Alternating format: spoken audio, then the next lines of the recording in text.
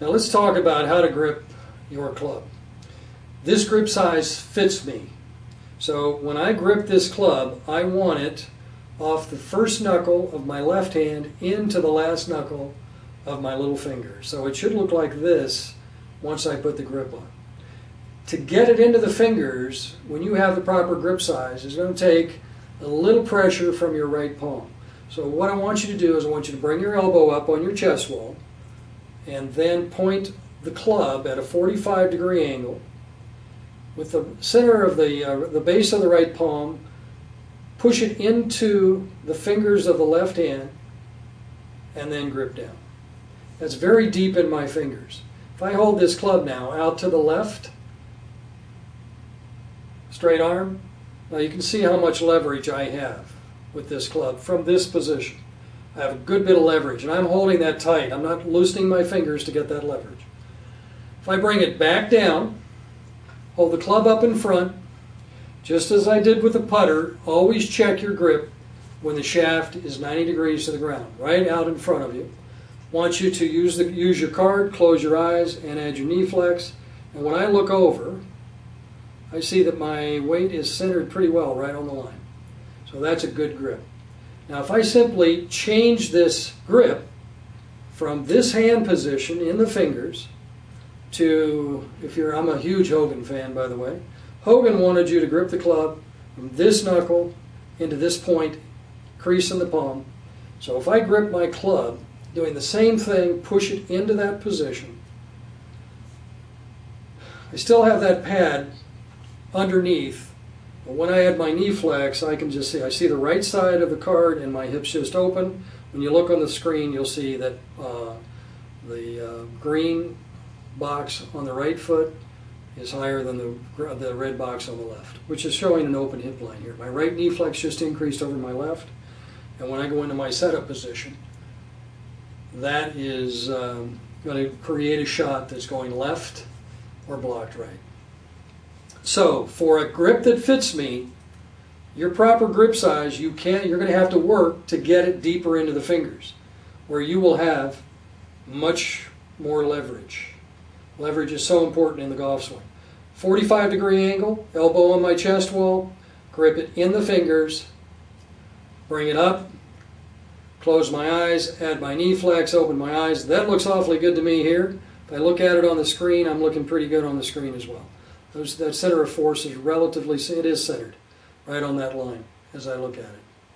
So that's my left hand grip. From here, I want to add my right hand.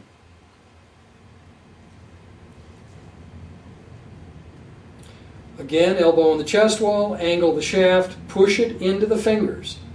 Close the fingers on the club, and then add the rest of your hand, thumb. Notice I have a short thumb here. Add my rest of my hand. Now what I'm going to do is cover that thumb. And what that immediately does is places the grip in my fingers, these two fingers, middle fingers of my right hand, and the first knuckle up from my palm. Naturally will do that if your grip size fits. And now I can now add knee flex. And I look at the screen. I have good balance, good center of force, and my right hand feels good. You'll notice something in my right hand. I'm going to show you the subtlety of all of these things now with a good grip and with a proper grip size. If I take this grip and I move it in the left hand, I push it still into the fingers, have that right angle, but my hand, the butt of the club is into my palm, not all the way on. Bring the club up, add my knee flex, that face went wide open, my hips open, and you can see from the screen that my center of force went up on my right side and back on my left side. So, you want to make sure that your hand's on the club. If I don't get my left hand, let's say I have it in the fingers, but I leave my left hand too far counterclockwise, I can now see, same thing, my hips are opening, I see the right side of the card, and again you can see the center of force change. So you're going to have to work with this. If you have your bar in your mat and you have your balance numbers, this is a great way to work on your grip. One of the first things I do When my tour players come in, I check their grip. I check their grip. I know their grip size is good, but I check their grip, and then I'll make sure they've been doing their core exercises. And then we'll look at alignment, we'll look at stance width, and then we'll look at everything after I check their grip. First thing I check is their grip. Now let's do what I did with the putter. I'm going to stand out of balance now, and I'm going to get a good grip out of balance. So I'm on the same line, so I haven't pulled my left foot back. I'm just standing at a point that is out of balance for me. Bring the club up. Interestingly, that point, I'm pretty good. If you look at the balance on the screen, I'm in really good shape. I'm out of balance, but my grip has got my hip line square in this position. As soon as I go into my setup to the ball, I feel my hips open. I see the right side of the card. When you look on the screen, you can see that open hip line represented by the center of force on the right is much higher than the one on the left. That's an open hip line. Okay, let's look at what would close my hip line. Elbow on the chest wall. We're going to go from this knuckle to this knuckle. As I push it, 45-degree angle of the shaft, heel of my right hand, push it into the fingers, then grip down with the left. Hold the club up, and I'm in good shape.